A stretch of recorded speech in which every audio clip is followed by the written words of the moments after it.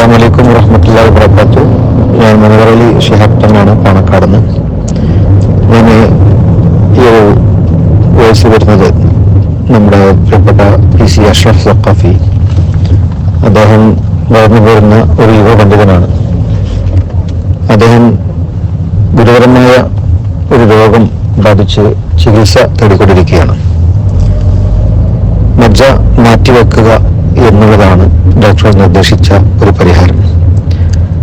ആ ഒരു സർജറിക്ക് ഏകദേശം 40 ലക്ഷം രൂപ പ്രതീക്ഷിക്കുന്നു. ആ കുടുംബത്തിന് അത് താങ്ങാൻ സാധിക്കുന്നില്ല.